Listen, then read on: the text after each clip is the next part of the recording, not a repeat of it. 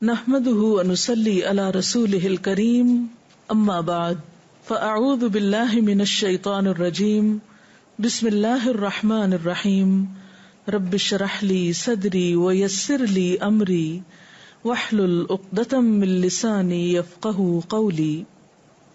قرآن پاک میں اللہ سبحانہ تعالیٰ فرماتے ہیں، در حقیقت اہل ایمان پر تو اللہ نے یہ بہت بڑا احسان فرمایا کہ ان کے درمیان خود انہی میں سے ایک رسول اٹھایا جو اس کی آیات انہیں پڑھ کر سناتا ہے، ان کا تزکیہ کرتا ہے، انہیں کتاب اور حکمت کی تعلیم دیتا ہے۔ حالانکہ اس سے پہلے یہی لوگ کھلی گمراہی میں مبتلا تھے۔ اللہ کے رسول صلی اللہ علیہ وسلم جو اس دنیا میں رحمت للعالمین بن کر آئے، ہم سب کے لیے رحمت کا پیغام، میرے لیے اور آپ کے لیے، وہ ہادی اعظم جنہوں نے ہمیں ایک ایسا راستہ دکھایا جو یقیناً سراسر کامیابی کا راستہ ہے۔ یہ راستہ کیسا راستہ ہے؟ حقیقی کامیابی کیسے حاصل ہوتی ہے؟ یہ راستہ تزکیے کا راستہ ہے، جس پر چل کر انسان اپنے رب کا قرب حاصل کر سکتا ہے اور حقیقی کامیابی کی منزل کو پہنچ سکتا ہے۔ اور ایسا ممکن نہیں جب تک کہ انسان اس ہستی کی تعلیمات، اس کی سیرت، اس کے رہن سہن، اس کی زندگی گزارنے کے طریقے سے واقفیت حاصل نہ کرے جسے خالق کائنات نے ہمارے لیے رہنما بنا کر بھیجا، جس کا اسوہ حسنہ، خوبصورت نمونہ ہم سب کے لیے بہترین مشعل راہ ہے، جس کے بغیر زندگی گزارنے کا طریقہ خوبصورت ہو ہی نہیں سکتا۔ تو آئیے دیکھتے ہیں کہ اللہ کے رسول صلی اللہ علیہ وسلم نے انسانوں کو کامیابی کے اس رستے پر کس طرح چلایا۔ اللہ سبحانہ تعالیٰ نے انسانوں پر طرح طرح کے انعامات کیے ہیں، بے شمار نعمتیں ہم سب کو عطا کی ہیں، اتنی نعمتیں کہ جن کو اگر ہم گننا چاہیں تو گن نہیں سکتے۔ اگر تم اللہ کی نعمتوں کا شمار کرنا چاہو، حساب کرنا چاہو تو کر نہیں سکتے۔ لیکن قرآن پاک میں ان نعمتوں کو بطور احسان کے ذکر نہیں فرمایا۔ ہاں، ایک نعمت رسول اکرم صلی اللہ علیہ وسلم کا مبعوث کیا جانا، یہ نعمت اللہ تعالیٰ نے اسے ہم سب کے لیے بطور احسان ذکر فرمایا۔ لقد من اللہ علی المؤمنین، یقیناً اللہ نے مومنوں پر احسان کیا۔ کیا ہے وہ احسان؟ اذ بعث فیہم رسولا من انفسہم، جب ان کے اندر ایک رسول بھیجا جو انہی میں سے تھا۔ کیا کیا اس رسول نے صلی اللہ علیہ وسلم؟ یتلو علیہم آیاتہ، اس کی آیات کو پڑھ کر سنایا، ویزکیہم، اور ان کا تزکیہ کیا، ویعلمہم الکتاب، انہیں کتاب کی تعلیم دی، والحکمہ، اور حکمت کی تعلیم دی۔ تو گویا جب تک ہم آپ صلی اللہ علیہ وسلم کی لائی ہوئی تعلیمات کو حاصل نہیں کرتے، سیکھتے نہیں، اور جب تک آپ کے بتائے ہوئے طریقے کے مطابق ہم اپنا تزکیہ نہیں کرتے، اس وقت تک ہم دنیا اور آخرت کی نعمتوں سے صحیح طور پر فیض یاب نہیں ہو سکتے۔ قرآن پاک میں ایک اور جگہ پر اللہ تعالیٰ فرماتے ہیں، قد افلح من زکاہا وقد خاب من دساہا، یقیناً کامیاب ہوا وہ جس نے اپنے نفس کا تزکیہ کیا، اور ناکام ہوا وہ جس نے تزکیہ نہیں کیا بلکہ اپنے نفس کو دبا دیا، چھپا دیا، اس کی نیکی کو ابھرنے نہیں دیا۔ ایک اور جگہ پر فرمایا، قد افلح من تزکا وذکر اسم ربہ فصلی، یقیناً کامیاب ہوا وہ شخص جس نے تزکیہ کیا اور اپنے رب کا نام لیا، پھر نماز پڑھی۔ بل تؤثرون الحیات الدنیا والآخرۃ خیر وابقی، لیکن تم لوگ دنیا کی زندگی کو ترجیح دیتے ہو، حالانکہ آخرت بہتر بھی ہے اور باقی رہنے والی بھی ہے۔ تزکیہ کیا چیز ہے؟ تزکیہ کا لفظ عربی کا لفظ ہے جس کا معنی کسی چیز کو صاف ستھرا کرنا اور اس کو نشو نما دینا ہے۔ یعنی گویا تزکیہ کے اندر دو چیزیں پائی جاتی ہیں، ایک ہے کسی چیز کو پاک صاف کرنا، اس کا میل کچیل دور کرنا، اور دوسرا ہے اس چیز کو بڑھانا، اس سے بہتر فائدہ اٹھانا، اس کو پروان چڑھانا، اس کو نشو نما دینا۔ یہ تو ہے اس کے لغوی معنی۔ اس کے اصطلاحی معنی کیا ہے؟ ایک انسان اپنے اندر پائی جانے والی خامیوں، خرابیوں، غلطیوں، گناہوں کو اپنے سے دور کرے، اپنے آپ کو غلط رجحانات، میلانات سے بچائے، اور دوسری طرف اپنے اندر نیکی پیدا کرے، نیک اعمال کا اہتمام کرے، اچھے اخلاق کو اپنے اندر کلٹیویٹ کرے، اچھے اخلاق کی تعمیر کرے۔ یہ کام اسی وقت ہو سکتا ہے جب ہم اپنا جائزہ لیں کہ ہمارے اندر کیا کیا برائیاں ہیں، اور پھر اس بات کا بھی جائزہ لیں خود کو پہچان کر کہ ہم کون کون سے اچھے کام کر سکتے ہیں، کن کن نیکیوں کی ہمارے اندر صلاحیت موجود ہے، یا نیکی کے کن کن کاموں کو کرنے کی صلاحیت ہم اپنے اندر پاتے ہیں۔ تو جب تک انسان نمبر 1 اپنے ساتھ اچھائی کا ارادہ نہیں کرتا، اس وقت تک تزکیے کی راہ پہ چل نہیں سکتا۔ جیسا کہ ایک آیت میں آتا ہے، من اراد الآخرۃ وسعی لہا سعیہا، کہ جس نے آخرت کا ارادہ کیا اور پھر اس کے لیے کوشش کی جیسی کہ کوشش کرنی چاہیے، تو ایسے ہی لوگوں کی کوشش کی قدردانی کی جائے گی۔ تو انسان اس وقت تک تزکیہ کی منزلیں طے نہیں کر سکتا جب تک کہ وہ ارادہ نہ کرے اور پھر ارادے کے بعد کوشش نہ کرے۔ تو پہلی بات یہی ہے کہ انسان کو سب سے پہلے یقین اور اطمینان ہونا چاہیے کہ جو کام وہ کر رہا ہے وہ اس کے لیے فائدہ مند ہے، یعنی تزکیے کا عمل خود انسان کی اپنی بھلائی اور فائدے کے لیے ہے۔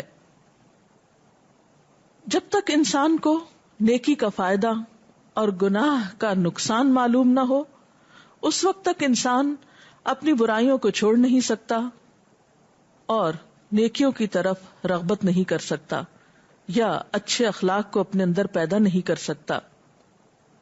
اور یہ ایک حقیقت ہے، جیسے اللہ تعالیٰ فرماتے ہیں، من جاء بالحسنۃ فلہ خیر منہا، جو کوئی نیکی لے کر آیا اس کے لیے اس سے بہتر بدلہ ہے۔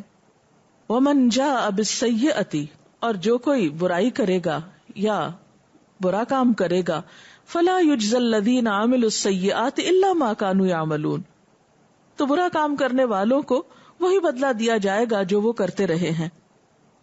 اور ہمیں یہ یاد رکھنا چاہیے کہ یہ ہو نہیں سکتا کہ ہم اچھا کریں اور نتیجہ برا نکلے، اور یہ ہو نہیں سکتا کہ ہم برائی کریں اور نتیجہ ہمارے حق میں اچھا نکلے۔ لہذا ہم سب کے اپنے فائدے اور بھلے میں ہے یہ بات کہ ہم اسوہ حسنہ نبی صلی اللہ علیہ وسلم کی لائی ہوئی تعلیمات کی روشنی میں اپنے اخلاق، اپنے کردار اور اپنے اعمال کا جائزہ لیں کہ ہم کہاں کھڑے ہیں اور ہم کیا کر رہے ہیں، ہمیں کیا کرنا چاہیے اور کیا نہیں کرنا چاہیے۔ اس کے لیے ہمیں 3 چیزوں پر دھیان دینا ہوگا۔ نمبر 1، اپنے خیالات، اپنی سوچیں، اپنے اندر کے میلانات، احساسات، جذبات، کیونکہ ہر انسان اپنے آپ کو زیادہ بہتر طور پر پہچان سکتا ہے اور جانتا ہے، کوئی دوسرا آپ کے اندر نہیں جھانک سکتا۔ آپ خود اپنے آپ کو زیادہ بہتر طور پر جانتے ہیں کہ آپ کی سوچ کیا ہے، اور تزکیے کی ابتدا ہوگی سوچ کے تزکیے سے، خیالات کے تزکیے سے، نیت اور ارادوں کے تزکیے سے۔ تو پہلی چیز اپنی سوچ کو درست کرنا، اپنے اندر اخلاص پیدا کرنا. دوسری چیز اپنی گفتگو کو درست کرنا، یعنی تزکیہ کا عمل سوچ اور خیالات کے بعد انسان کے اقوال اور گفتگو اور منہ سے نکلی ہوئی باتوں کے بارے میں ہوگا. گفتگو میں ایسی چیزوں کو شامل کرنا جو فائدہ مند ہیں، اور گفتگو سے ایسی تمام چیزوں کو نکال دینا جو انسان کے لیے نقصان دہ ہیں. اور تیسری چیز انسان کے ظاہری اعمال اور معاملات، ان چیزوں کو اللہ کی مرضی کے مطابق بنا لینا اور ان چیزوں کو اختیار کرنا جو نبی صلی اللہ علیہ وسلم کی زندگی میں شامل تھیں. ان تمام چیزوں سے بچنے کی کوشش کرنا اپنے اعمال میں اور دوسرے انسانوں کے ساتھ معاملات کرتے ہوئے جو آپ صلی اللہ علیہ وسلم کے طریقے کے مطابق نہیں اور آپ کو پسند بھی نہیں. تو آئیے ابتدا کرتے ہیں اپنی سوچ کے ساتھ کہ سوچ میں تزکیے کا عمل کیسے ہو. اس میں سب سے پہلی اور بنیادی بات یہ ہے کہ انسان کا جو بھی عمل ہو وہ اللہ کے لیے خالص ہو. ہمیں اپنی سوچ کو مثبت رنگ دینا ہے، اپنے خیالات کو اللہ کے بارے میں، اس کے رسول صلی اللہ علیہ وسلم کے بارے میں، قرآن حکیم کے بارے میں، انسانوں کے بارے میں ایک مثبت رنگ دینا ہے. کیونکہ انسان کا تزکیہ اس وقت تک ہو نہیں سکتا جب تک کہ انسان اللہ کے رسول صلی اللہ علیہ وسلم، ائمۃ المسلمین اور عامۃ المسلمین کے بارے میں خیر خواہی کے جذبات نہ رکھے. پھر اسی طرح گفتگو کے اندر دو چیزوں کا خاص خیال رکھنا ہے. نمبر 1، ایسی تمام باتوں سے پرہیز کرنا ہے جس سے دوسروں کو اذیت پہنچے، کیونکہ مسلم کی تعریف ہی یہ بتائی گئی، المسلم من سلم المسلمون من لسانہ و یدہ. مسلمان تو وہ ہوتا ہے جس کے ہاتھ اور زبان سے دوسرے مسلمان محفوظ رہیں. لہذا گفتگو میں خاص احتیاط، اور اس کے علاوہ انسان کی گفتگو میں ذکر الہی کی کثرت. تنہائی کے لمحات جب انسان کے پاس کچھ اور بات کرنے کو نہ ہو تو ایسے میں زبان کو خالی نہ چھوڑے بلکہ زیر لب اللہ کا ذکر جاری رہے. اسی طرح عمل اور معاملات میں اخلاص اور تزکیہ کیا ہے کہ انسان اپنا ہر عمل، ہر عبادت صرف اللہ سے جزا پانے کے لیے کرے، اپنے آپ کو اللہ کے لیے خالص کر لے. اور انسانوں کے ساتھ معاملہ کرتے وقت جو اپنے لیے چاہے وہی دوسرے کے لیے چاہے. جیسا کہ نبی صلی اللہ علیہ وسلم نے فرمایا کہ تم میں سے کوئی شخص اس وقت تک مومن نہیں ہو سکتا جب تک اپنے بھائی کے لیے وہ پسند نہیں کرتا جو وہ اپنے لیے پسند کرتا ہے. اس سوچ، اس گفتگو اور اس عمل کے ساتھ جب ہم اپنی زندگی کی ابتدا کریں گے تو انشاءاللہ اس کا فائدہ ہمارے ہی ذات کو حاصل ہوگا. ایک حدیث قدسی میں آتا ہے، اللہ سبحانہ وتعالی فرماتے ہیں کہ اگر اول سے آخر تک تمام انسان اور تمام جن سب سے زیادہ متقی اور پرہیزگار انسان کے دل کی طرح ہو جائیں تو اس سے میری بادشاہت میں کچھ فرق نہیں پڑے گا. اور اگر سارے جن و انس سب سے بدترین انسان کے دل کی طرح ہو جائیں، یعنی ان کے دل سب سے بدترین انسان کے دل کی طرح ہو جائے، تو اس سے بھی میری بادشاہت میں کوئی خلل واقع نہیں ہوگا. اور یہ ایک حقیقت ہے کہ جب انسان اچھائی کی طرف قدم اٹھاتا ہے تو اس کا فائدہ بھی اچھائی کرنے والے ہی کو پہنچتا ہے، اس کا کسی دوسرے پر احسان نہیں ہوتا. نہ اس کا احسان اللہ تعالیٰ کی ذات پر ہے اور نہ کسی اور پر. جو اچھا کرے گا خود اچھا پائے گا، اور جو کسی دوسرے کے لیے گڑھا کھودے گا خود اس میں گرے گا. اس لیے جو شخص بھلائی کرتا ہے وہ اپنے ہی لیے کرتا ہے، اور جو شخص برائی کرتا ہے وہ بھی اپنے ہی آپ کو نقصان دیتا ہے. اور یہ ایک حقیقت ہے کہ جتنا نیکی کرنا ضروری ہے اتنا ہی گناہ سے بچنا بھی ضروری ہے. کیونکہ اگر ایک انسان اچھی غذا کھاتا رہے اور اس کے ساتھ زہر کھا لے تو وہ زہر اس کے لیے موت ہو سکتا ہے اور اچھی غذا اس کو بچا نہیں سکتی. اس لیے تزکیہ میں خصوصی طور پر اس بات کا اہتمام کہ انسان جہاں نیکی کرے وہاں ان تمام برائیوں سے بچنے کی بھی کوشش کرے جو اس کی نیکی کو ضائع کرنے والی ہیں. دنیا کی تاریخ کو اگر ہم قرآن حکیم کی روشنی میں دیکھیں تو بہت سی قومیں اس دنیا میں آئیں اور تباہ و برباد ہوئیں. کس وجہ سے؟ کہ انہوں نے اللہ کی نافرمانی کی اور اس طریقے پر زندگی بسر نہیں کی جو اللہ تعالیٰ نے ان سے چاہی.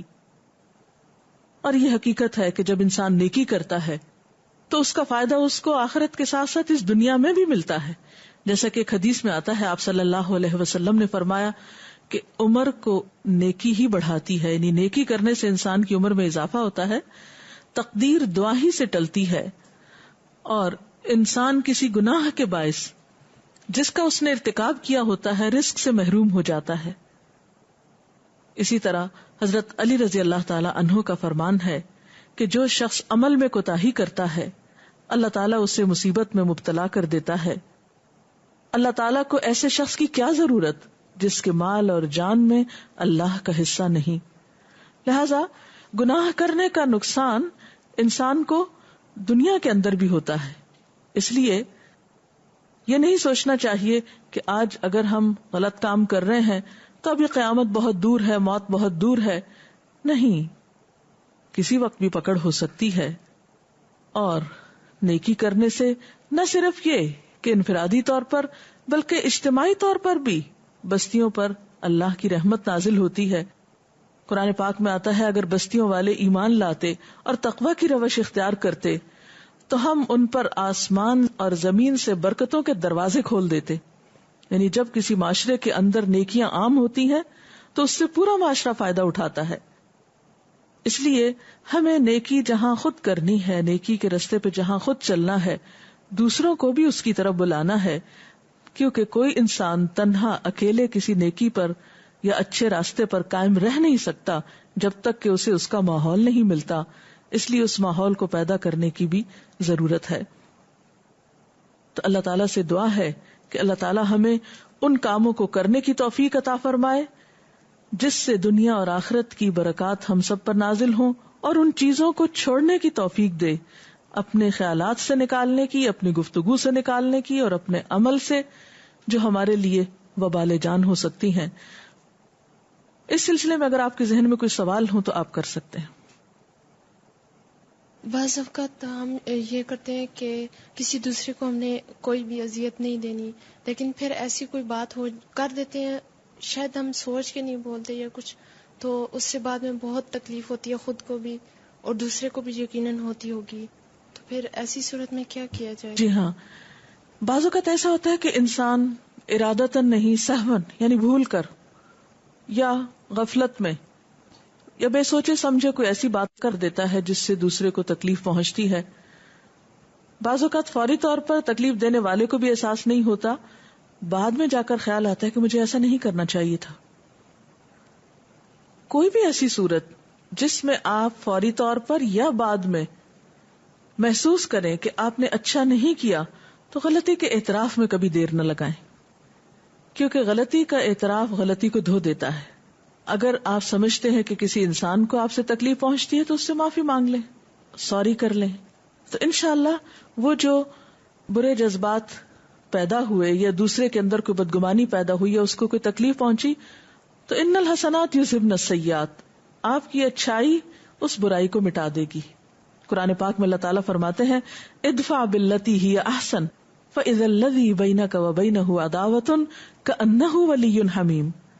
برائی کو اچھائی سے دور کرو تو ایسا ہو سکتا ہے کہ تمہارے اور دوسرے شخص جس کے درمیان باہم دشمنی ہو اللہ تعالیٰ اس کو گہری دوستی میں بدل دے، وہ ایسا ہو جائے گویا کہ وہ دلی دوست ہے.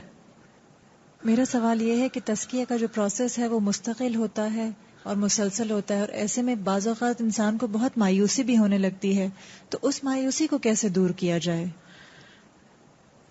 یہ آپ کی بات درست ہے کہ انسان بسا اوقات کوشش کرتا ہے، پھر کوشش میں ناکام ہو جاتا ہے، ارادے باندھتا ہے، ارادے ٹوٹ جاتے ہیں، پھر انسان ہمت ہارنے لگتا ہے، اس پروسیس کو چھوڑ دیتا ہے، اس میں آگے بڑھنے کی بجائے پیچھے ہٹنے لگتا ہے، نیکی کے کام اگر نہیں کر پاتا تو ترک کرنے کی طرف دھیان آنے لگتا ہے اس کا. ایسے میں دو چیزیں آپ کر سکتے ہیں. ایک تو یہ کہ اللہ تعالیٰ سے دعا کریں، کیونکہ کوئی بھی چیز اللہ تعالیٰ کے لیے مشکل نہیں. نبی صلی اللہ علیہ وسلم کی دعاؤں میں ایک دعا تھی، اللہم آت نفسی تقواہا وزکھا انت خیر من زکاہا. اے اللہ تو میرے نفس کو اس کا تقوی عطا کر دے. آت نفسی تقواہا وزکھا، تو اس کو پاک کر دے، تو اس کا تزکیہ کر دے. انت خیر من زکاہا، تو ہی بہترین ہے جو اس کا تزکیہ کر سکتا ہے. بندے کا دل اللہ کے ہاتھ میں. تو جب انسان اللہ تعالیٰ سے دعا کرتا ہے تو اللہ تعالیٰ اس کو تھام لیتا ہے، مایوسی کے گڑھے میں گرنے سے بچا لیتا ہے. دوسری بات یہ ہے کہ انسان کو ہمیشہ اچھائی کی راہ اختیار کرنے کے لیے اچھے دوستوں اور اچھے ماحول کی ضرورت ہوتی ہے. جب کبھی ایسے احساسات ہوں تو ایسے لوگوں کے پاس جائیے، ایسے مجلس میں بیٹھیے، ایسے لوگوں سے رابطہ کیجیے کہ جن کے بارے میں آپ گمان رکھتے ہیں کہ وہ نیکی کے کاموں میں آپ سے آگے ہیں اور وہ تزکیے کے میدان میں آپ سے زیادہ ترقی یافتہ ہیں. تو انشاءاللہ ان کی کمپنی، ان کی صحبت، ان کی گفتگو، ان کی مجلس سے آپ کو زیادہ مدد ملے گی اور آپ اس کام کو زیادہ آسانی کے ساتھ کر سکیں گے. قرآن پاک میں اللہ تعالیٰ فرماتے ہیں والعصر ان الانسان لفی خسر، قسم ہے زمانے کی، یقیناً انسان نقصان میں ہے. الا الذین آمنوا وعملوا الصالحات، سوائے ان لوگوں کے جو ایمان لائے، جنہوں نے اچھے کام کیے، وتواصوا بالحق، ایک دوسرے کو حق کی تلقین کی، وتواصوا بالصبر، ایک دوسرے کو صبر کی تلقین کی. تو ہر انسان دوسرے انسان کا ضرورت مند ہے اور ہم سب کو نیکی کے کاموں میں ایک دوسرے سے تعاون کرنا ہے. تعاونوا علی البر والتقوی، ایک دوسرے کی مدد کرنا ہے اور ایک دوسرے کا ہاتھ تھام کر ایک دوسرے کی مدد کرتے ہوئے ہم نیکی اور خیر کے کاموں میں بہت آگے نکل سکتے ہیں بنسبت تنہا چلنے کے. منفی سوچ کبھی آ جائے اور یا برے خیالات آئیں تو پھر اس کا جواب یا اس وقت کیا کرنا چاہیے؟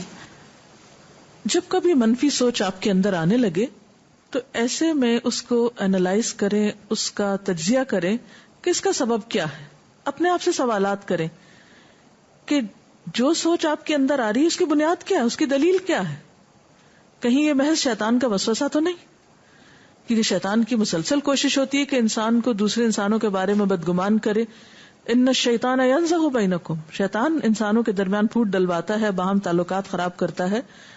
اور اسی لیے ہمیں معوذتین سکھائی گئی جس میں آتا ہے کہ قل اعوذ برب الناس ملک الناس الہ الناس من شر الوسواس الخناس الذی یوسوس فی صدور الناس من الجنۃ والناس.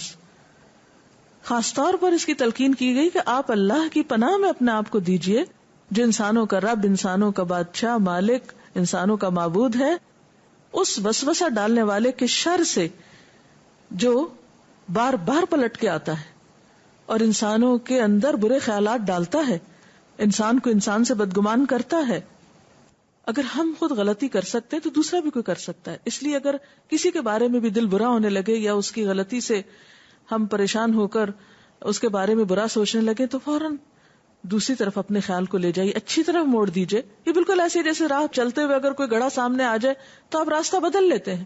اسی طرح کسی انسان کے ساتھ معاملہ کرتے ہوئے اگر اس کی طرف سے دل میلا ہونے لگے تو تھوڑی سوچ کے راستے کو بدل دیجئے اور اس کی کسی ماضی کے احسان یا اچھائی کو یاد کیجئے.